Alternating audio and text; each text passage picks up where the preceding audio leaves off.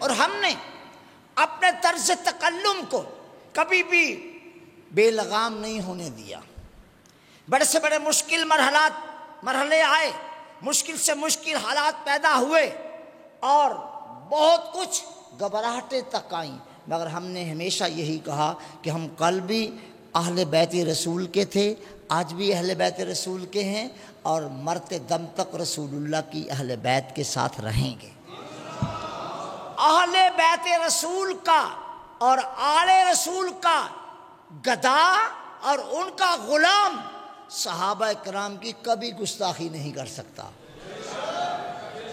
اگر کوئی راستہ کسی کے لیے نکلنے کا ہو تو وہ نکلنے کی کوشش کرے، اگر کوئی راستہ مل پائے تو بتائیں یہ راستہ ہے، اور ہم بتاتے ہیں جدھر سے بھی آؤ گے، جب تم رسول اللہ کی آل کے ہو جاؤ گے تو تمہیں رسول اللہ کے اصحاب کا ہونا پڑے گا۔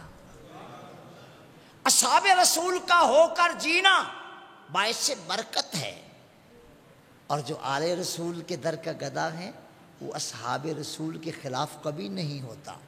نوٹ کر لیجئے، پوری دنیا پر اس بات کو وائرل کر دیجئے، پہنچا دیجئے، جو اہل بیت اطہار کے در کا گدا ہے وہ صحابہ کا کبھی گستاخ نہیں ہوتا۔ امیر المومنین حضرت عمر بن عبدالعزیز مدینہ طیبہ آئے، حضرت امام محمد باقر رضی اللہ تعالیٰ عنہ مسجد نبوی شریف میں درس قرآن دے رہے تھے۔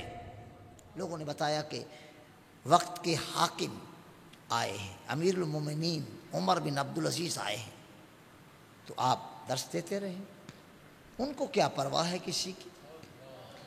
جب عمر بن عبدالعزیز قریب آئے، نظر اٹھائی اور ہلکا سا مسکرا کر کہا کہ اچھا امیر المومنین آئے ہیں، دونوں ہاتھ باندھ کر، یہ بھی بنو امیہ کا ہی چشم و چراغ ہے، سارے تو ایک جیسے نہیں ہوتے نا۔ کہا نہیں حضور، اہل بیت اطہار کا غلام آیا ہے، انکار کر سکتا ہے کوئی؟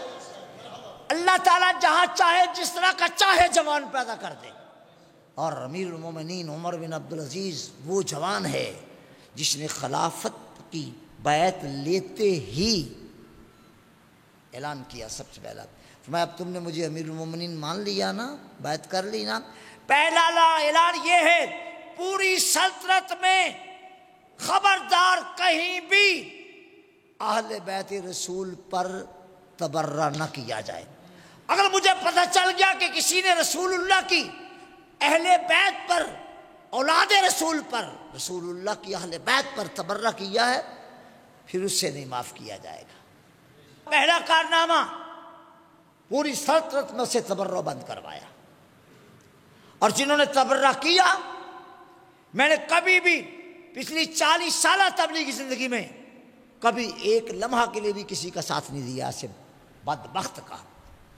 آج بھی یہی کہتا ہوں، آل رسول پر تبرہ کرنے والے دنیا اور آخر دونوں جہانوں میں ذلیل ہوں گے۔